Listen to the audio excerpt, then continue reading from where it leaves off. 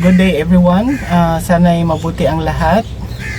At gagawa tayo ngayon ng mini vlog dahil kagagaling ko lang dun sa aming mga polisher. So nakikigulo lang naman ako. Nagpa-polish ng kung ano-ano. Wait a minute!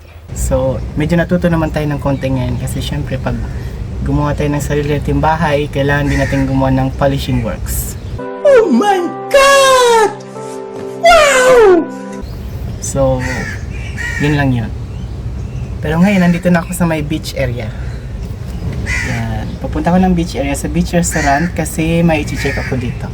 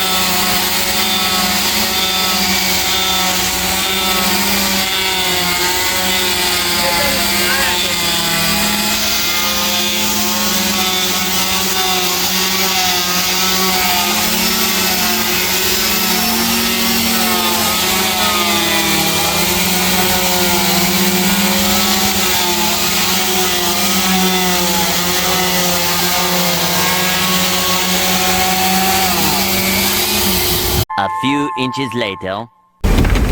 So yan, after kumanggulo doon, dito na naman tayo sa area ng mga meron pala mga nakikita nakasabit. So uniform yun ng mga painter namin, ilagay lang nila, sinampay.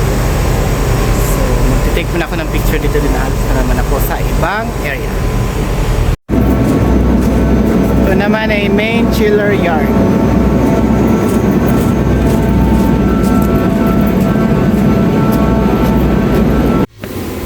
So dito naman, visit with the peacocks tayo. Saan na yun? Yung peacocks. Yan. So ito yung cage nila. So ayan, papunta sila dito. Naku, baka habulin ako nito. What? Bro, what are you talking about, man? So dati meron kaming 6 na peacocks, ngayon nag-reduce na sila.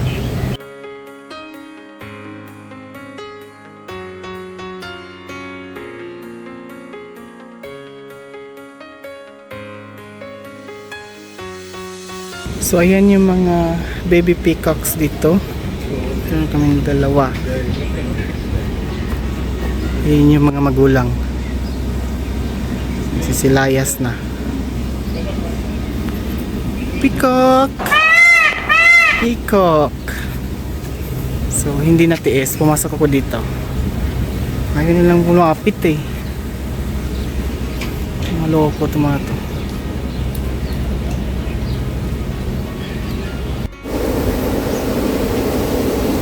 Balik na tayo doon sa baba at iikot tayo doon sa kabilang side.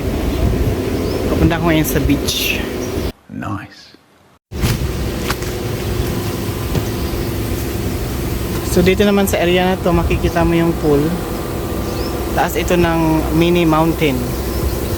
So yan, yung garden.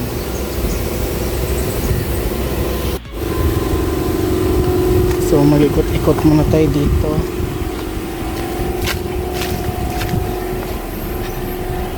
Dadaan ako dito sa may scrap area. So yan yung view. So ito yung favorite tambayan.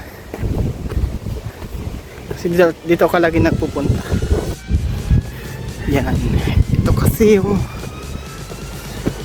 taas ng bundok dito.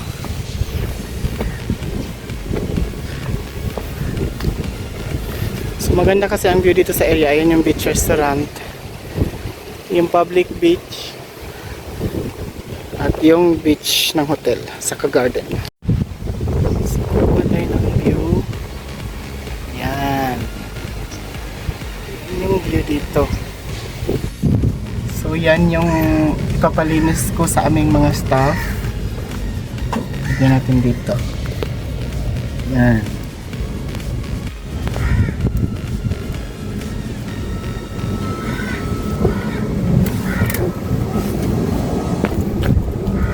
Hamid sir, there is one gravels and some sand in the beach restaurant at the edge, you know, the wall.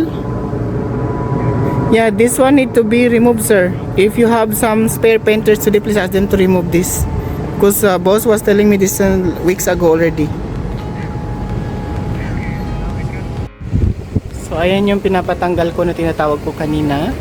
Si-send ko yan sa WhatsApp. Magtitake lang ko ng picture, then tatanggalin na nila yan. At dito tayo papunta ngayon sa beach. Walang naka-duty. So ayan ang beach. Hindi na kasi masyadong mainit ngayon kasi pa-winter na. So maganda na maglakad-lakad. So ngayon, papunta naman tayo ng spa building. Kasi titignan ko yung nire-request ng mga taga-spa na palitan daw yung isang controller ng jacuzzi. So mag-drive muna tayo.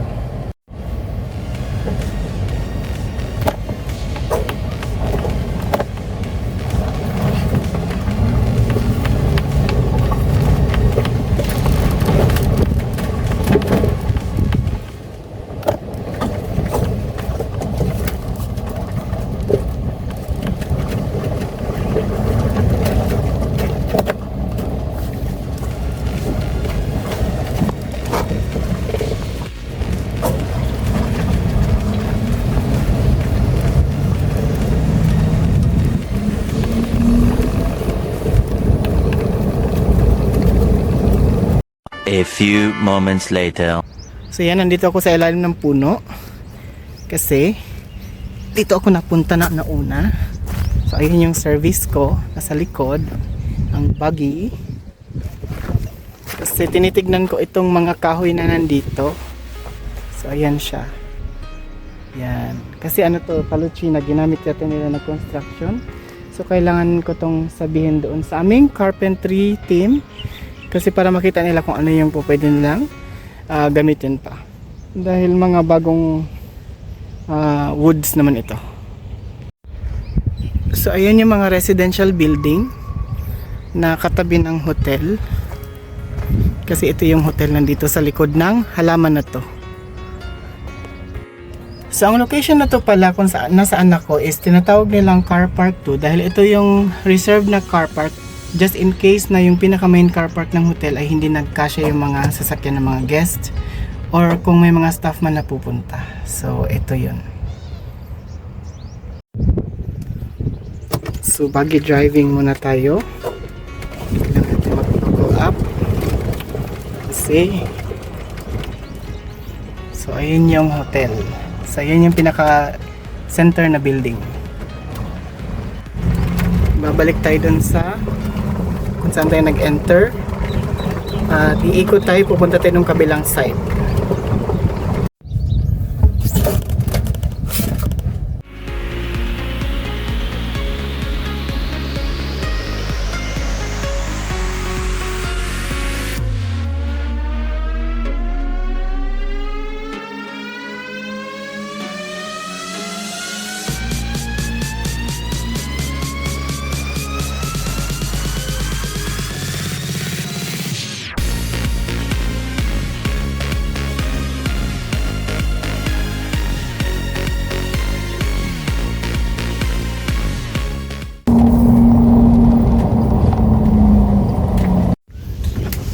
So before tayo pupunta ng spa, meron ako nakitang something interesting dito.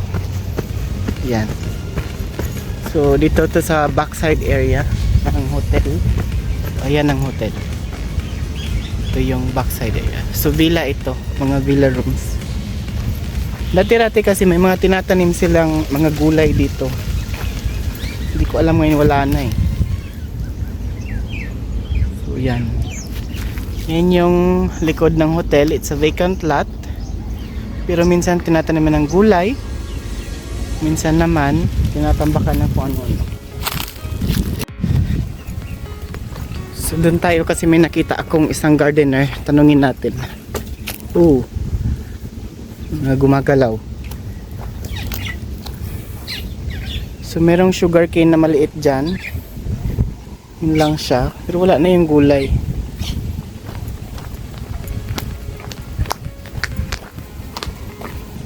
So ayan siya. Ito yung back villa.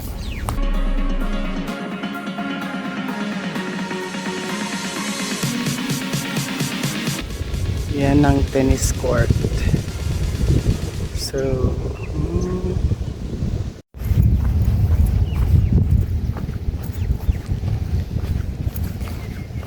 morning, boss. How are you?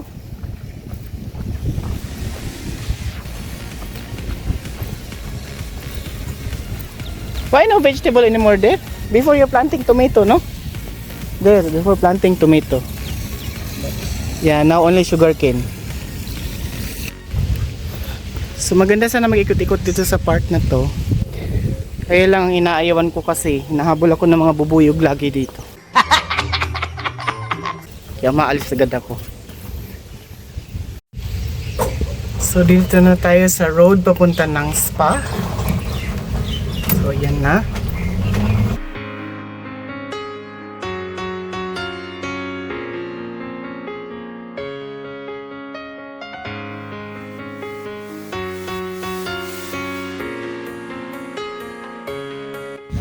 So yun ang spa building sa dulo.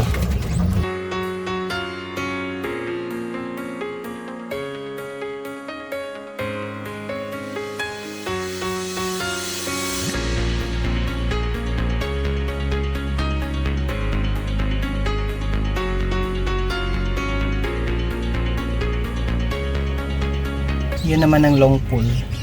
So dito tayo pupunta sa kabila.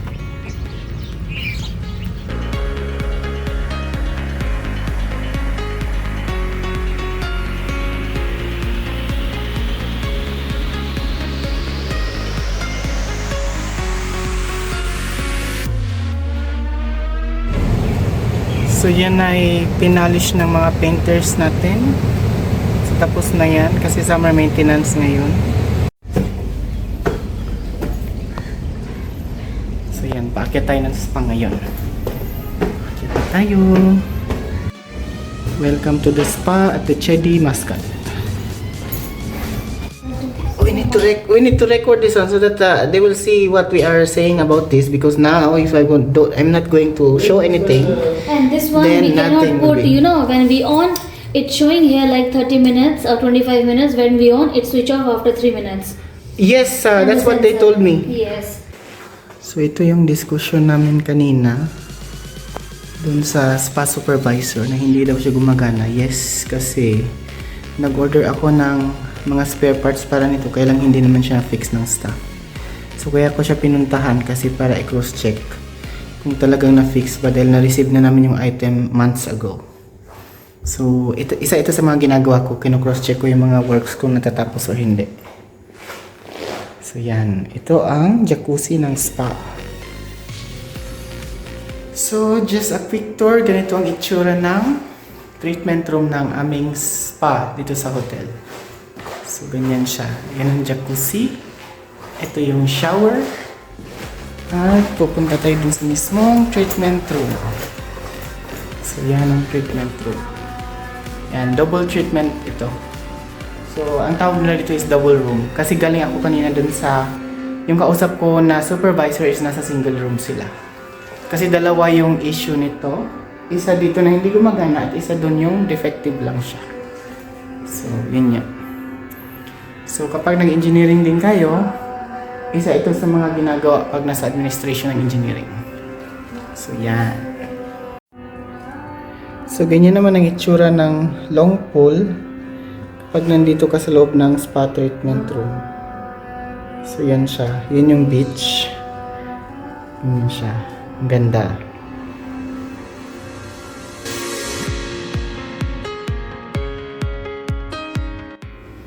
So yung WC naman is hiwalay siya. Nandito siya. So both side may pinto. Yan. Makabilaan. So kaya lang ano nangyari sa door. Hindi nagsasara. So ito yung isa. Kasi merong ganun lang dahil para yan sa ang alam ko sa foot spa ito eh. Ito yung foot spa na side. Tapos dito sa kabilang side. Dito tayo sa loob ng WC area.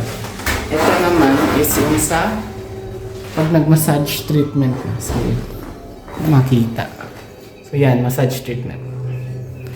So dalawa lagi ang components nitong isang room. Merong para sa foot or pag may nagpapa-manicure or pedicure. Normally doon nila ginagawa lahat yan sa kabila. Kapag merong kailangan na mag-bath, doon din sa kabila at dito sa center. So ito kasi yung bathing area.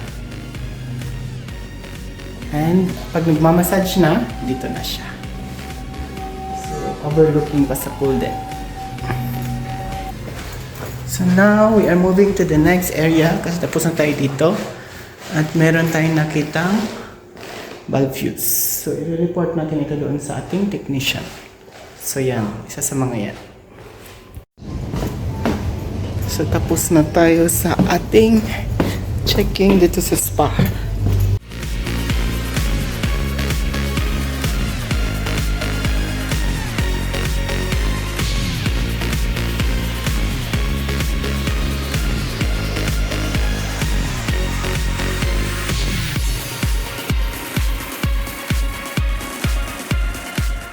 So may mga nakita tayong technicians.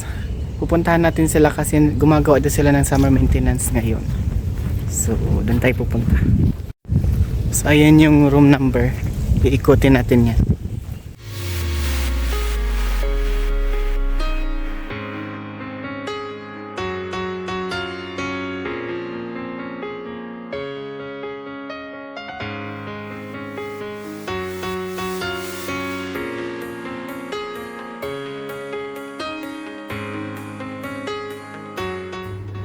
Wall curtain up. I paint. Why am? Only coming like this. Paint. AC chiller. Still not done or what? Finish? Silicone WC coming. You know. Ah yeah. But why is this coming too much like this one now? My God, as if said, I want to learn how to make this one later on. I want to learn from the expert like you. Okay? Can you teach me? This part? Oh, it's good. You. Okay, take video. Nice view. Yes. Yes. Look at the fountain. The fountain is already damaged. The grass, there's 2 parts is dead. So it is block number 1 and block number 3. But if it is full green, it will be okay. So we need to replant that grass. You see it? I will zoom it. So see? Yeah. 1 and 3. Why? Because they need to re-uproot that one and they need to reconstruct the drippers. So that's why it died. And the other one is already alive, no? Yeah. Same like in the long pool also. But overall, the pond is very nice. Okay.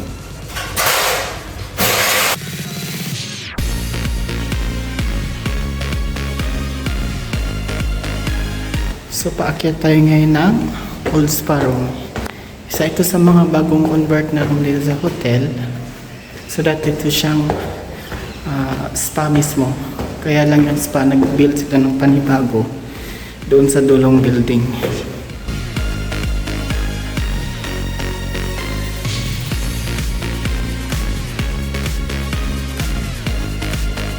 So ganito yung itsura ng isa sa mga room nito.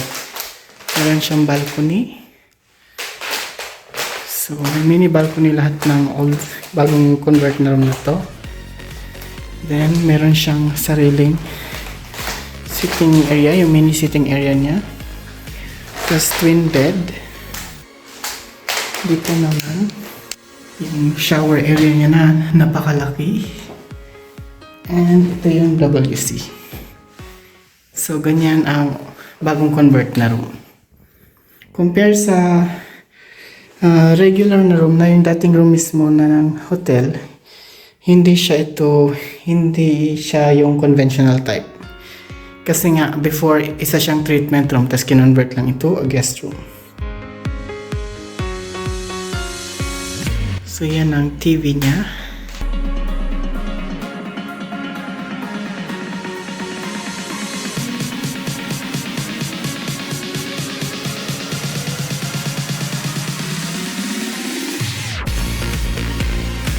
So dito naman is yung common sitting room ng apat na rooms na andito sa area na ito.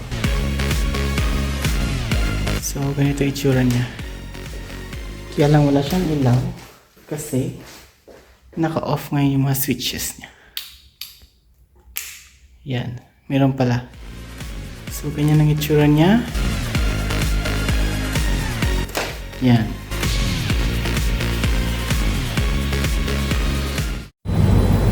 So, andito na naman ako ngayon sa likod ng spa area. Kasi, may take ako na picture ng isang heat and cold pump. Kasi papalitan yon. Then, kukunin ko yung old picture at later on, i-compare ko sa replaced unit. So, ayan yung new one. Ito yung kukuhanin ko ng picture. Yan.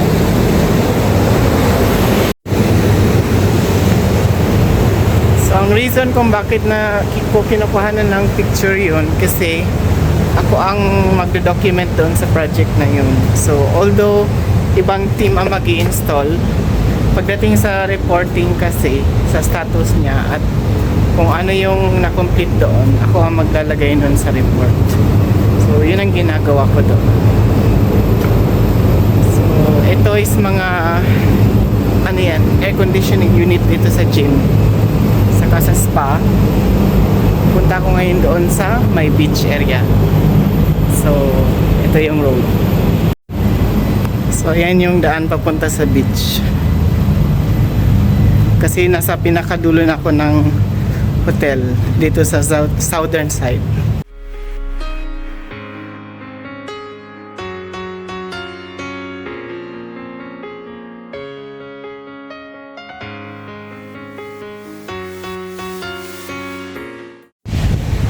Balik na tayo doon sa pinanggalingan natin at tayo ay pupunta na sa ibang area na naman dahil marami pang project na kailangan picturean. Ano kasi yan, old saka versus new or existing versus replacement. Yun siya.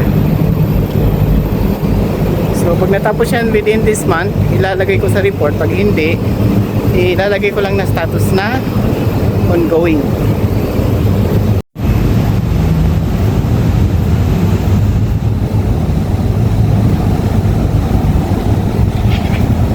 Yan. Ay, ibon. Lang.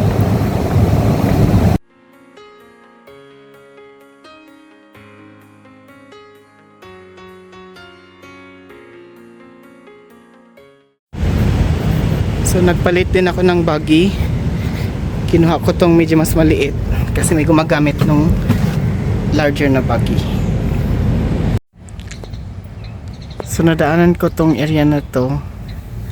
So yan ang long pool. Kaya binivideo ko siya kasi ang ganda ng view. So ganyan siya. I-zoom natin ng konti. Tapos pag ikot ka dito, puro rooms na yan. So villas. So ganyan siya.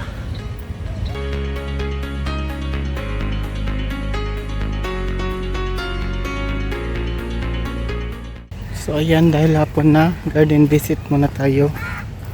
So ito na yung garden na full empty. Ayun yung favorite trees ko. Yan.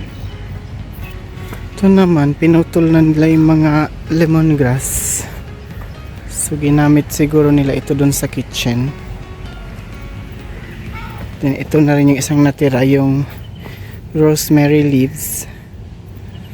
So ayan na yung mga bagong trim na wild grass. Tumubo na.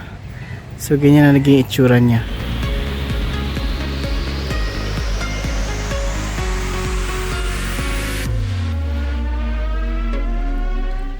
So store checking naman tayo. So napunta ako dito sa store kasi may hinahanap akong padding. Wala kasi siya dito. Okay. So kapag wala dito yung hinahanap ko, akyat ako dun sa rooftop. Yan. So dahil wala dito yung hinahanap ko, so akyat ako ngayon na rooftop store. Tingnan natin doon. A few moments later. So, akyat ako ngayon ng pinaka-rooftop at titignan ko doon kung andun ba yung padding na hinahanap ko. So, yan. Ito na yung pinaka-roof ng hotel.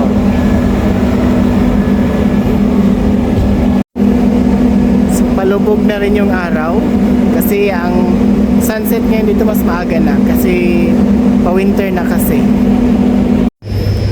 So ayan, a closer look of the sunset tayo. So ito yung sunset view kapag andito ka sa rooftop. So ayun yung garden ng hotel. Ganda. Ayun naman ang Asaiba na tinatawag nila. So yan ang sunset.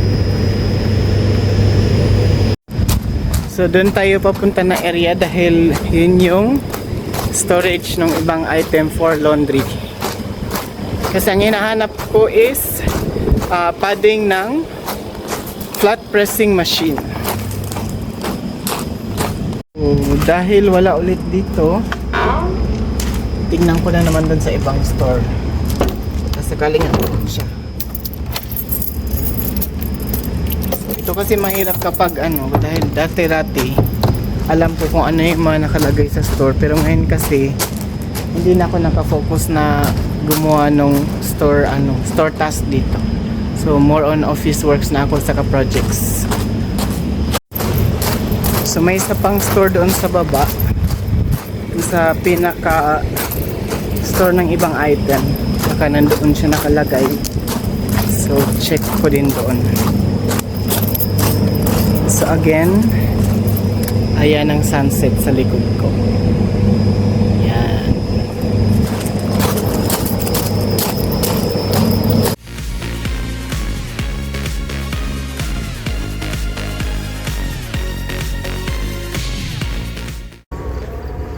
So ayan, natapos din ang buong maghapon.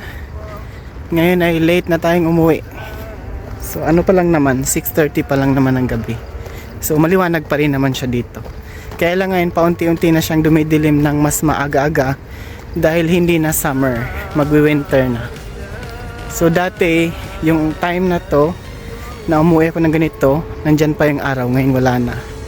Lumubog na. So during the next months, paaga ng paaga yung sunset. Kasi pagdating ng December at 5 o'clock sunset na din. So ganun siya kaaga na. So, kaya naman i-end na natin itong vlog na ito. So thank you for watching. See you on my next work vlogs. Bye.